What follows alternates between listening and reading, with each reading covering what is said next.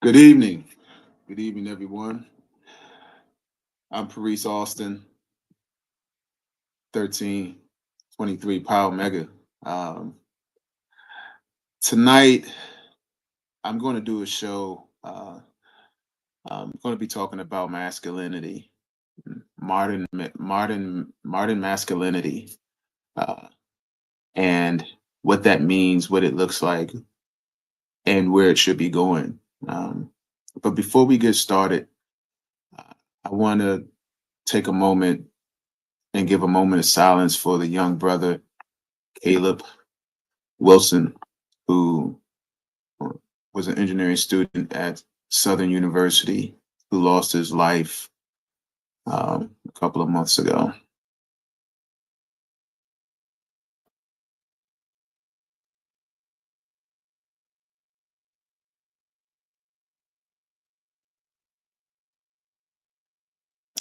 So let's get right to it.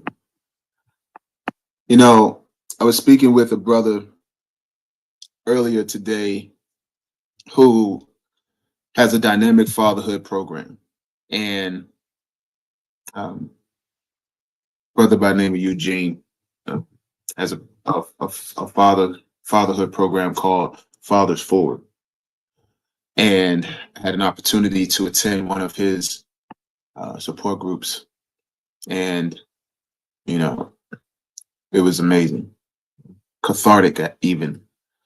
And I think one of the things that's important to remember is um,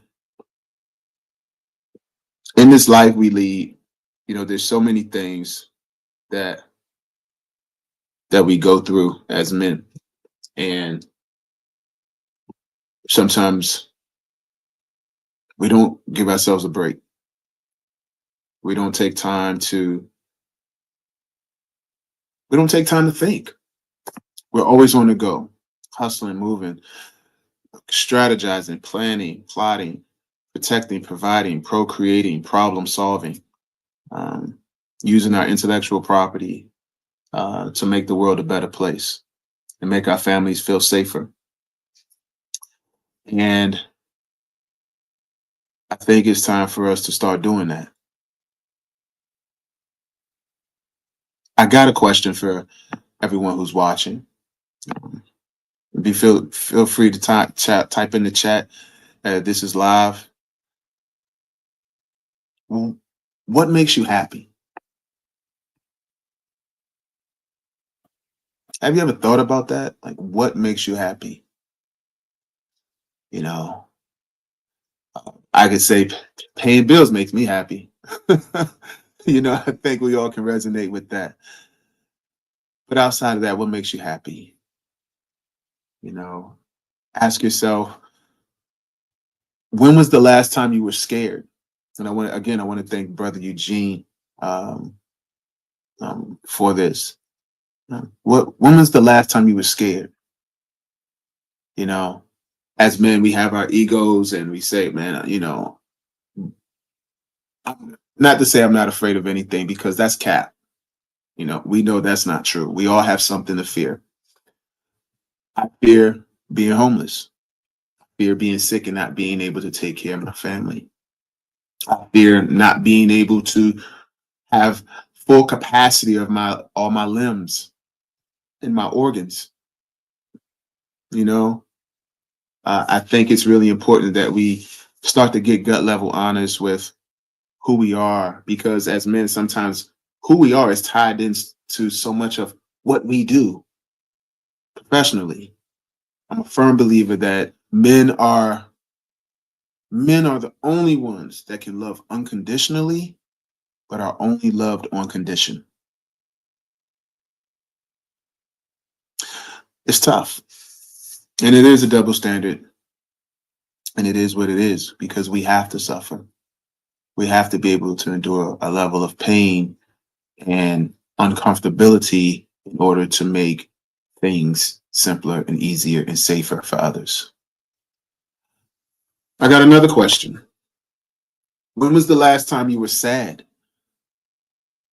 And trust me, I am one who is all about vibrating high, not pie in the sky, not blind optimism, but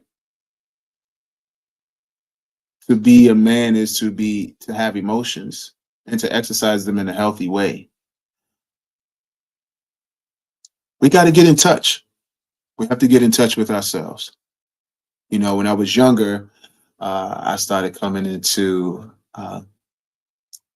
more information and the knowledge, as they say, right? And I had a friend of mine, a neighborhood friend of mine, who attended uh, Morgan State University, and he was studying some literature from five percenters. And I was about 14, 15, and it just sounded really good, like have knowledge of self. But that's pervasive, right? Those of us, all of us, God fearing, God loving men, we should have knowledge of self, right? And in order to establish that, we have to also learn about our creator, right? The architect of the universe, the one who makes all of this possible, you know. Um, Sometimes we say we're not good enough. I'm not ready. And I think that those things are normal. Those are natural thoughts that happen or that occur. But we have to have knowledge of self and also be able to put ourselves in situations that challenge us and challenge those things that we may not necessarily be confident in. That's what being a man is about as well. I have sons, and that's one of the many things that I teach them: believing in yourself, but also being honest.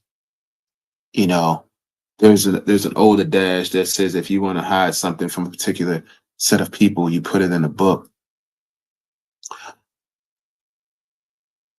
Two things can be true at the same time.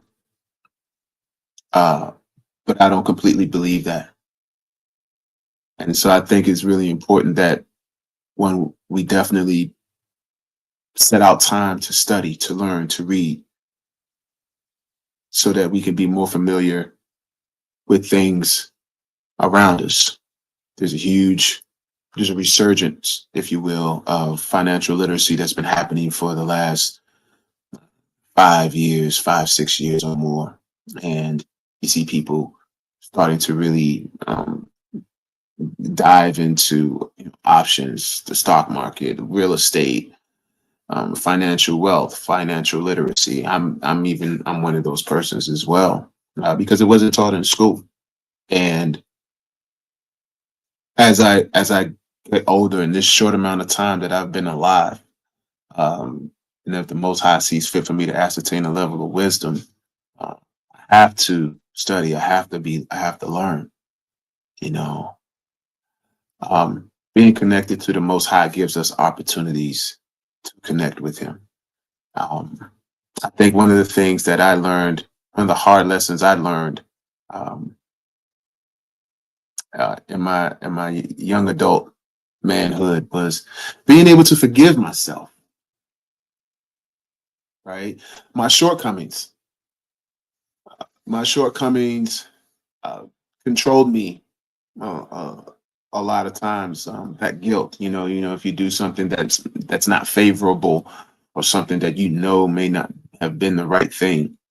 Uh, we tend to hold on to those skeletons and those shadows, thinking that we're hiding them from people. But sometimes they wear and tear on our psyche, they wear and tear on our soul, they wear and tear on our mental, and we can wear them on our faces, unbeknownst to us. So I think seeking forgiveness, it's also an art of worship, and it's really important. One of the things that I've been able to do in the past few years is read the scriptures more and read with understanding. There's a difference. Um, so that I can constantly make an effort to think about my shortcomings and improve upon them. For every bad deed you do, you should do two good deeds to make it up. And I think that's really important as we move forward. I think that manhood is something that's very precious, it's very dear. I remember growing up, if I did something wrong or somebody did something wrong, we say, "Where's your daddy? Who's your father?" But times have changed, and in some instances we have allowed, when I say we, being an adult now, but not an adult then, but I'm still part of the community, I'm part of the people, because there were certain things that I just didn't do around adults. I didn't curse. I you know I said yes ma'am and yes sir actually as I got older. That wasn't something that my dad pushed on me to say, but good manners was definitely imminent. Make no mistake about it. Um, but I think, as we going back to forgiveness and thinking about your shortcomings, and sometimes we can think about what led us up to that action, and that's what can press us down sometimes. And I think it's really important to ask for forgiveness for our shortcomings, ask for forgiveness for our sins, uh, and don't be dismayed when you may not get over it, or you may not feel that release or relief soon. It's a process. It's a process, and don't beat yourself up, but be intentional. It's really important to be intentional, and especially how we're moving nowadays, the way the world is. And guess what? There's always been issues, right? From you name it, from Sodom and Gomorrah to when the earth was going to flood and Noah had to build the ark.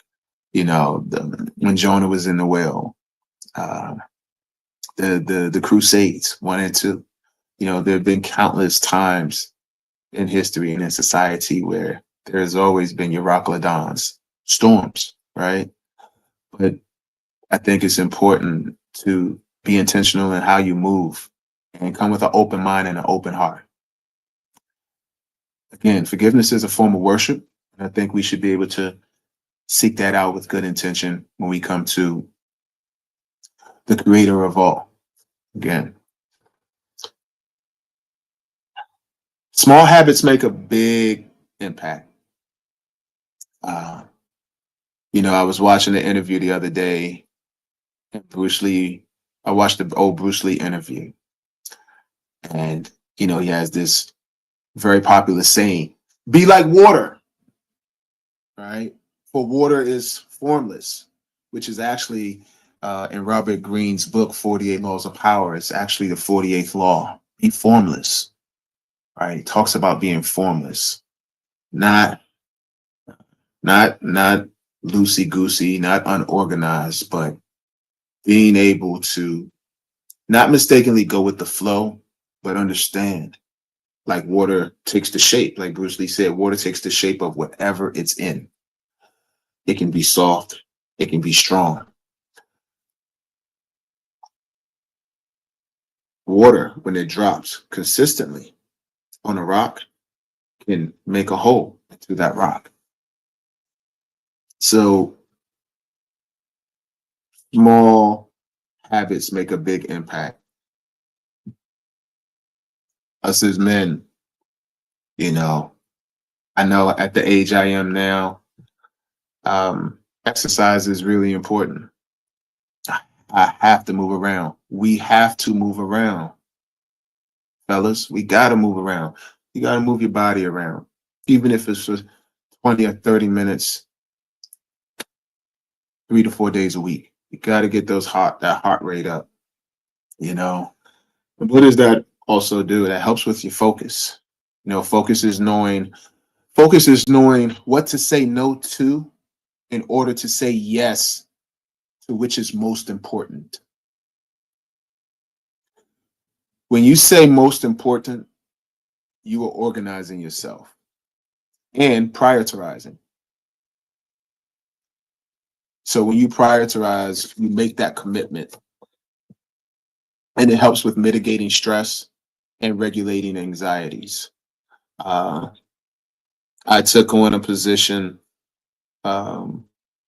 not too long ago And I remember having all this work just being bombarded on me. And I'm built for it, right? I got big shoulders. I got strong legs. I got a strong back. You know, I've put in the work. I've exercised the mind muscle to be to adapt to this work. But I just had all this stress in my shoulders. And I couldn't help but think back to my childhood when my parents had me doing weekend chores.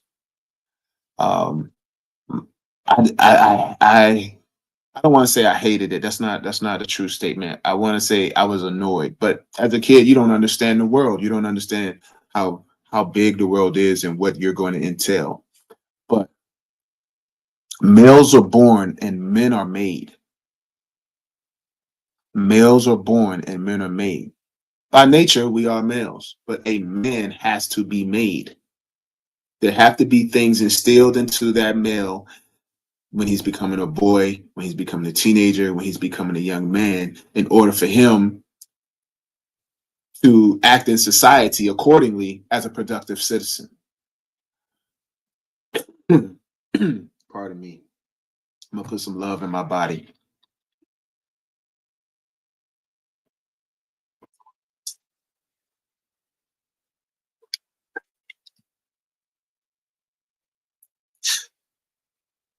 My dad, we had a gas lawnmower, and my neighbor had a push lawnmower with the blades that rotate.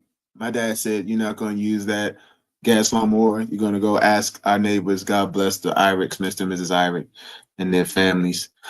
And how he made me get that push lawnmower with the blades, old school, and push. And then made me go to another elderly neighbor's house and scrub the floor, their kitchen floor, with a toothbrush. You know, some people say, "Oh my God, that's slave work." Nah, my folks were old school. They were people from the soil. My daddy's Geechee from South Carolina, grew up in Florida. My mama is Nanticoke indigenous from Southern Maryland, St. Mary's County. So, you know, those old school values are the things that helped make me into the man that I am today. And those are the things that I instill upon my children. And I see other men doing that, but needed those things unbeknownst to me. So now I'm not afraid of hard work. I'm not afraid of working in the cold. I've bust concrete. I've worked retail. I've done construction, swept floors. You know, I've had numerous jobs throughout my life in my younger years that really helped me develop into what I needed to be. And that's all in God's timing. But my parents knew the plan because they understood that. And I think us as men need to make sure that we are in our right minds and doing the things that are necessary to, one, be men for ourselves, for our communities, and for our families, and also for our children. You know, being a man of purpose is so important. Everything starts with believing in something greater than yourself. For me, I believe in the creator of the universe. And that's my anchor. You know, like many other brothers and sisters watching this. Um, but I strive to be more of a servant to the Most High and a servant to my people and to my family. And what I've realized is that that has opened up more opportunities that increase my masculinity.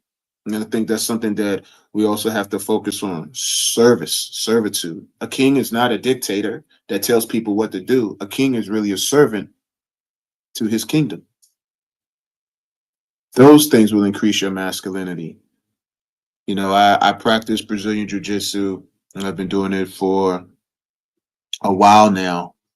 And, you know, at Hoist Gracie Randallstown Jiu-Jitsu Academy in Randallstown, Maryland. And, you know, my head instructor, Dr. Lamont Tyler, has been an awesome addition to my life and what he brings. And I say that he's a black belt. I can't become a black belt if I don't submit to a black belt. I can't become more masculine and more godly if I don't submit to the one who created me, who I'm a creation of. And so being a man of purpose and increasing your masculinity comes with being able to be comes with being a man of purpose and submitting to something greater than yourself, and it will open up more opportunities. Let's be honest. um, Even our young men today, and even some of our young women, they have this thing called risen. Let's be honest. How many of you have thought that, or have been in situations where you were told, "Hey, doing this makes you a man"? And let's be honest. Sometimes we were misguided. We were misguided on falsehoods of what manhood is. And sometimes we were told those things by guys or even females who were misled as well, and not having a righteous mind and not living a clean life, right? And so sometimes we fall into the pitfalls. There's something that I don't know if some of the older brothers know about this, but it's called rizzing, right? You see the young guys now, they say, "Yo, I'm gonna go riz this. I'm gonna go riz this chick. I'm gonna go riz this honey." But back in the day, we used to say, "I'm about to go book her," or I'm about to go mac her, right? But rizzing comes from charisma, and having charisma, being able to talk with our counterparts, our women counterparts, in a way that would make them more take a more of a liking to us, so we can get their phone numbers or have more communications with them, right? But we know that sometimes things like that tend to be a rites of passage, and I think we hear about it a lot, um, in the Christian faith and the Judaism faith, as well as the Islamic faith, Abrahamic faiths. But I think sometimes within Western society, that rites of passage can be warped. For an example, like growing up, a rites of passage was being harassed by the police. Like, you expected that when I was a teenager. You expected to be harassed by the police at some capacity, and that's not healthy. In some Asian and African cultures, a boy is showing senses and inklings of what manhood is. Hey, give him a bow and arrow or a knife, and he has to go out into the wilderness and come back with the head of an animal. If he doesn't come back with it, okay, well, he's not ready, and it's okay. But see, these rites of passages is another African culture where a boy has to sit inside a bed of an ant, and inside the bed of ants, and not scream. So he has to be able to endure that pain and suffering without a sound, because and essentially, as men, we suffer. That's what it takes. But I think in a healthy mindset, as we grow to be healthy minded men and be able to take on this role of manhood, because there are only two genders, right? But take this healthy role of manhood is just so important, and exercising is key. To be able to have aggression diversion, sweating, using that testosterone in a healthy way to burn off endorphins and release pheromones, and put your body under a level of duress, using your muscles, your faculties in a way where you can control it, right? Control duress allows you to be able to face the world when we go to work and when we go outside our door, to handle whatever stresses and forces that may come that we can't control. Also, one of the things that's really important is mental exercises, meditation, meditative practices, because we have to be able to detach from the world. We should not be completely connected to everything that is worldly. One of my Jamaican brothers told me years ago, he said, "Everything material burns in fire. Babylon must burn." But I understand that now. As men, we should not love anything in the physical to the point where we sacrifice our heart, our minds, our spirit, and our health. It's really important for us to, if anything, love the Most High more than anything, because everything comes from Him and through us. And then that will allow us to love and respect everything that we touch. Because we all know everything has a shelf life like milk.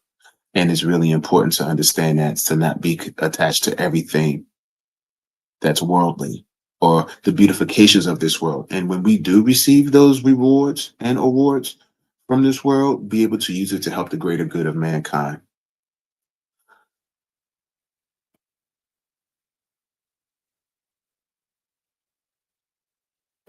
Um,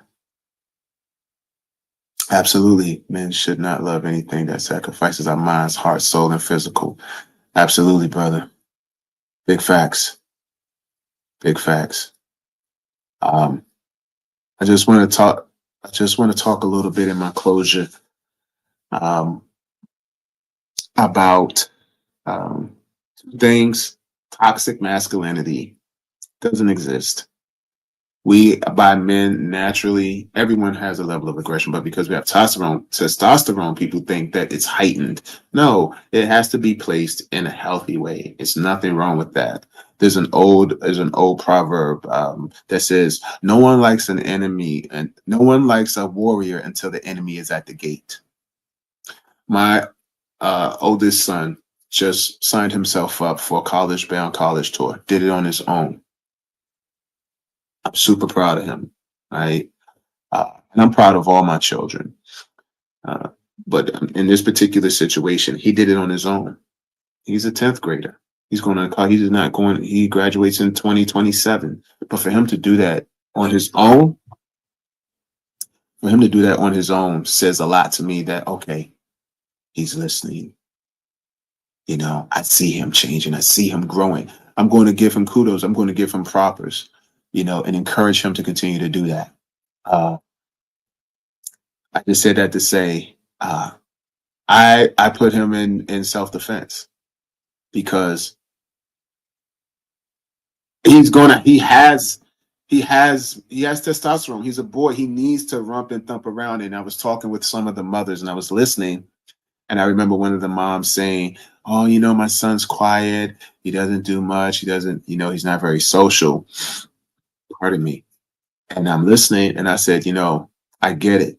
I said, but my son does that, tries to be that as well, but I'm not going to allow him to, because the world is not like that. And I want him to be able to be prepared when he goes out here and he has to be competitive and he has to go out here and mix and mingle with different people and different energies. And he has to be amongst the sharks and the lions and the tigers and the bears and the porcupines and the rhinoceroses and the hippopotamuses. I need him to understand that he needs to tap into that energy as well so that he can be able to survive, with intelligence, with mental intelligence, emotional intelligence, okay, and skill sets that are going to allow him to be able to come home, make it home at night, and be able to make the money that he needs to make. Was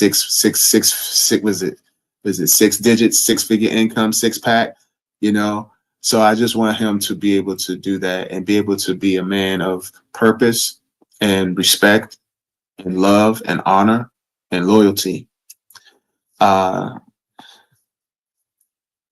So I just wanted to put that on her mind to let her know, hey, let's help your son challenge himself too, because he's going to be in the world with other boys and other men. And I don't want him to cower, not that he would, but we have to plant the seeds now. We don't want to say, okay, well, let's wait till they're 18, then we'll give them. No, let's plant the seeds now so that it's a gradual process, right? Small deposits. Like I said earlier, small deposits into the bank, right? Small habits make a larger impact in the long run. So I want to thank you all for joining me tonight. And I hope if I said something wrong, it comes from me. If I said something right, it comes from the Most High. Uh, Please share this. Look at it again. Share it with your friends. Share it with your youth.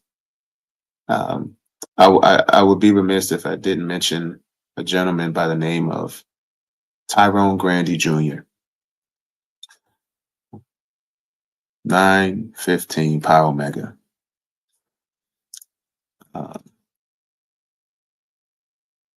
He was my friend. He was my brother. He was a father. He was a son. He was a man of sterling worth, unsullied character, and a heart of gold. And he has passed on to the spirit world. Uh, None of us know the day or the time, but I just want to say, I love you. We love you. I miss you. We miss you. These are conversations that he and I had when he was alive. And he was one of the few men that we could tell each other stories about our dads for hours. For hours. You know, we love our moms to life, make no mistake about it. But he and I were definitely, you hear mama's boys, we know that. But I'm a self-proclaimed daddy's boy, and so was he. And we just talked about our dads so much and how they impacted us and how they poured into us and how they would punch us in our chest when we needed it and how they would give us hugs when we needed it and how they had jokes and, you know, just, just, they were men's men. And Ty was a man's man. And I'm going to miss him dearly. And it's not goodbye. It's just I'll see you later. But I know you're still here. My love, and support goes out to your lovely daughter, Tatiana, and your beautiful son, Trey. We love you, Ty. Bro. Thank you. We'll see you next week on Huge on the Move.